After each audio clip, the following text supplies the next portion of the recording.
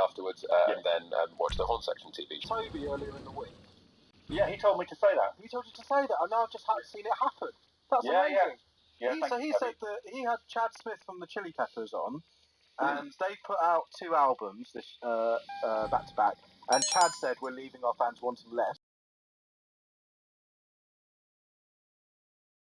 It's amazing. And it actually happened. Yeah. It actually happened. A little glimpse behind the curtain there. In real life. I wish I'd known that. I should listen to Radio X.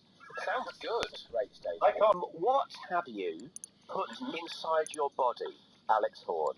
Inside my body? Inside your body. What have you put inside your body? We had some great examples from last week, didn't we? Oh, plenty of peas up the nose, that kind of coins. Coins. We had a little. The lady, when she was a little girl, put 20 peas up her nose, and her mum didn't realise, and they were running for the bus, and they fell out, and her mum used the money to pay for the bus. Yeah. Well, I've got a couple. Okay. Well, I had a big health check this week because I'm 44, and the doctor got involved with my body. Yes. I've had one of them up there. Sure. Doctor. Oh, yes. In that space situation. That was a doctor. Yeah, Jeremy was thorough. I also, well, accidentally, this is true, when I was 11, I got appendicitis because I swallowed a dog hair, and the dog hair pricked my appendix, and it got infected and inflamed, and then they wrote about it in the British Medical Journal. Wow. A dog, basically. I've had a dog in my... a dog in your body. I had a dog in my body. You're a dog's body. I'm a dog's body. Do you think, Alex, yes. do you think that perhaps, thank you, do you think that perhaps if you'd allowed, rather than have the appendix out, you'd allowed the hair to sort of pass into your system, you could have some of the properties of a dog? Of a dog. Do you think you could have become half dog, half man? I mean, I'm not saying that would have given you a better career, you know, who knows? No, I don't think that's how it works across species. No? You can't just lick an animal and then take one of the properties. No. Although, you know, he is half man, half hen. That's right, yes, yeah, of course. Yeah, that is true. Occasionally, you would see an egg would roll out of his shorts when he was doing it. Me, I think I said. Yes. Yeah, that was the only time that happened. Sort of a deliberate intrusion. But I did not enjoy it. But I just think that's done now. I think you have that intruder. You've had a panic room now, haven't you? Well, a couple, yeah. Probably had to dig up in there. I had a little earring, just a little one. That was in my body, I suppose. How? Yeah, when I was 22, I went for an earring. For a year. Not at all the kind of person I would imagine having earrings, but why not? Go for it. What was it? A gold ring you were talking about? It was a silver ring. I think gold is for the winners. You know. Yeah. I'm not there yet. Did your ear swell up to the size of your ankle? Well, not exactly. It was slightly smaller. So yes, but not exactly. No, but yes. Great final answer from Horn there, I think. It was just no, but also very dog metal. Yeah, Dr. Dog Metal. Yeah. Well, Alex, it's great to have you on the show. Will you come back next week to chat to us about the second episode of the show went out? Yes, please. Yeah, okay, fantastic. Alex will be back very, very soon. This is Foo Fighters with Growth here on Radio X. Bye, Alex. Bye, Alex. Bye, Ed. Crunch and crumble. This is radio. Host of the double guest bonanza of the Ed Gamble and Matt Crosby radio show that we haven't had a chance to chat to Vin until now, and it's 10:35. But Vin, you've been away travelling. You've been back to Sugar. Yeah. It was so good, but it was a bit of a roller coaster of an evening because it was like the Usher Hall in Edinburgh, which you may know is a very beautiful old an old theatre, and we walked in and it was like I would describe the energy as bottomless brunch. Oh no! Yeah, a lot of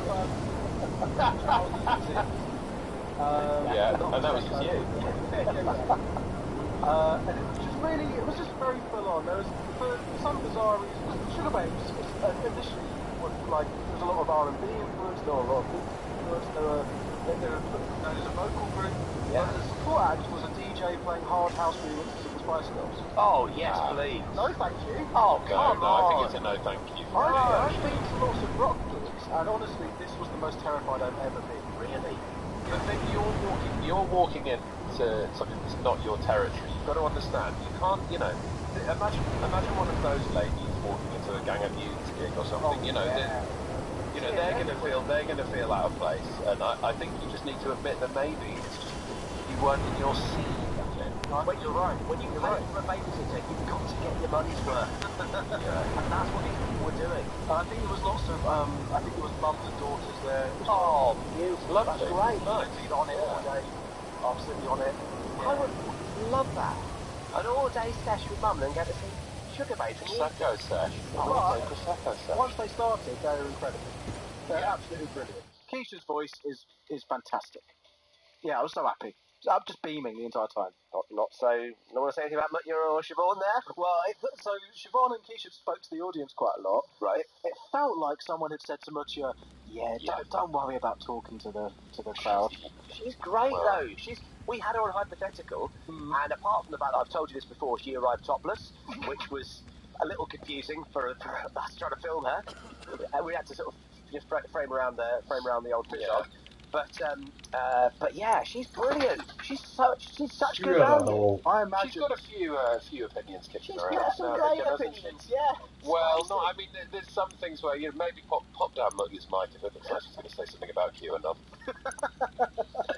I'm actually going to see her just talk about QAnon. She's not doing any of the songs, so that's her at Callaghan Hall next week. Looking forward to it. And then after the gig, because obviously it was in Edinburgh, I came out and Jerry Cinnamon was outside.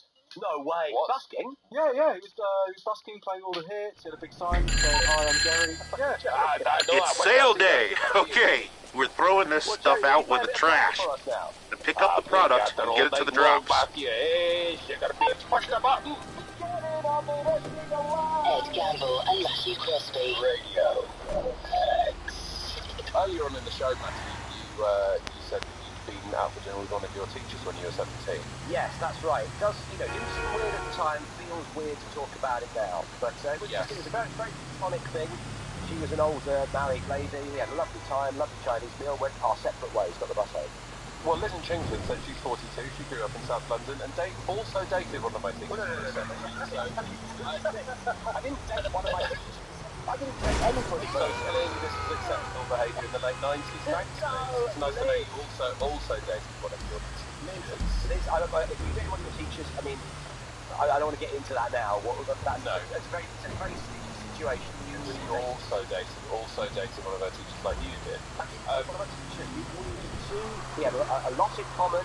We were friends. You can be friends with your teachers. That's totally fine, Yeah. Well, James from Harrow says at high school I was once asked by 2 deputy head teachers and a music teacher to join them in an ABBA tribute in Hayes whilst I was a student. It's great. That's exactly what I'm talking about. Not weird at the time. we had some other texts about that we're not going to read out. I'll read those ones out. No. I don't think was it weird at the time is good. Not weird at the time. Now feels weird. That's not a good 83936 something say. Yeah. Anyway, let Danny Wallace know. We've got to say goodbye. Of course, here on Radio X we will be observing the 2-minute silence for Remembrance Sunday, but do stay tuned after that for Big Danny Wallace. Wonderful DW. DW. A lot of fun with him. Bye-bye, everybody. Bye-bye. Bye. See you next week. Bye. Radio X. Ed Gamble and Matthew Crosby. So there we go, that was the show. Well, there we go. Yeah, that's all done. So much fun, Matthew. So much fun. It always is. Do you have any better than Red? I've got a couple. I think I've got more than a couple, but there's a lot of things flying around in my head that I've seen and done. I'm going to recommend Blackbird on Apple TV Plus. Great. Which I've watched all of. It's a mini-series starring Taron Egerton and Paul Walter Hauser about a man who's convicted of selling drugs and then gets a deal to commute his sentence. He goes into a maximum security prison and tries to get a confession from a suspected serial killer. Oh no! Heavy drama stuff, and it is based on a true story. And whenever I see that, I'm like, yeah, they've taken bits. It's not as dramatic as that, but I read about it afterwards, and it's pretty much nailed on to exactly what happened. So I'd highly recommend watching that. 7 episodes or something. It's pretty high drama, but it's very, very good. It's expertly acted. It's fantastic. So only one other Beck rep from me this week. It is an album that's just come out this weekend by a band called Skin Failure. We have played on the show before. Brilliant, fun thrash metal band who one of their songs is, they wrote a song specifically for the Metal Alarm Call that starts with a big sort of 30-second riff that we could play out on the show. Very, very good band.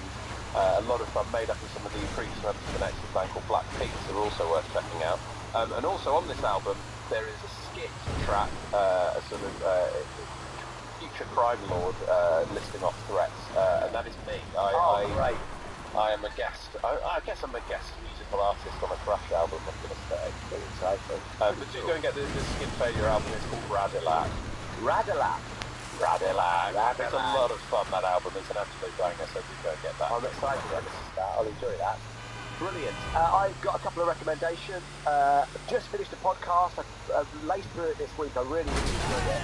Con Juan. I think it came out a couple of months ago, but it is about an international con artist. And it's one of those podcasts that it's, you know, you start a podcast and go, is this going to deliver on its promise? And it really does in a way I wasn't expecting at all. It's fantastic. Brilliant. Makes the world of the con artist feel like, well, someone's very good at their job. You go, oh, I can do that. And you go, well, of course I could love to do that. Yeah, love to do that. Knocking off hotels is brilliant. So that was really, really good. I started watching this week. I started watching Industry. Have you seen that? I have seen Industry, yeah. I had to shut the blinds when I was watching Industry. Oh, yeah, we were speaking about this, weren't we? Yeah. Right. It's very sexy. Yeah, and it's sort of unnecessarily sexy in places. Oh, yeah, full on. There's a bit where someone has sex in a disabled toilet, and the woman takes off all of her clothes, which I don't think has ever happened, ever. The woman takes off all of her clothes, the guy leaves his clothes on, although don't worry, because he takes all of his clothes off his phone from the mirror later on, for no reason at all. It's a good show, though. Apart from the gratuitous. I don't know, it really made me laugh. I was laughing all the way through. It's basically The Apprentice, isn't it? They're all The Apprentice. But I'm going to tell a spoiler now, because it blew my mind. I couldn't stop laughing. Charlie and I were dying watching this.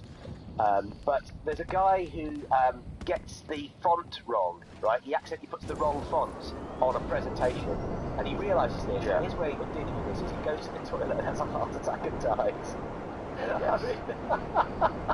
I think that might be underselling it. I think it's about the stress of being a young stockbroker rather than it's not just the font that tips him over the edge. Oh god, I'm looking forward to watching that. Chuckle. It's very good. Very good. I also on your. I've never heard it before. Did you forget about? The story's awful. It's so. Yeah. I was listening to it on when Charlie was out at a hen do, and I was listening to my own. It's really scary, but the music's brilliant. It's a really scary album. I went to see him live in LA when I was there by myself and having a tough time alone. And I saw King Diamond was in town. It was a fantastic show. He had I think he played Abigail in full actually. Wow. And had a big like haunted house on stage and had his roadies all dressed up as like grandma and stuff. Oh, he had a big fat roadie in a wheelchair wearing a wig. It was fantastic. Amazing. Really good. Ben, do you have any? Or the film Boiling Point, I saw that for the first time. Yeah, it's brilliant. It's excellent, Stephen Graham. Everyone's talked about it. It's great. It's so tense. And Joe's dog as well. Oh, what a lovely dog. Producer Joe's dog. What a great dog. Great Huge dog. better egg. Give it a stroke if you can meet it. He's come in today to meet everyone, which is great. Oh. Let's go, I think. Let's go. All right then. Bye. Bye everyone. Bye everyone. See you next week. Bye.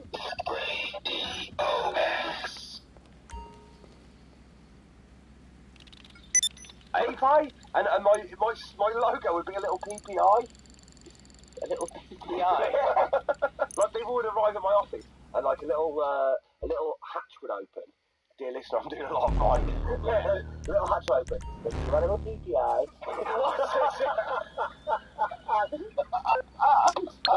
They was different service. That company would be closed down in a day.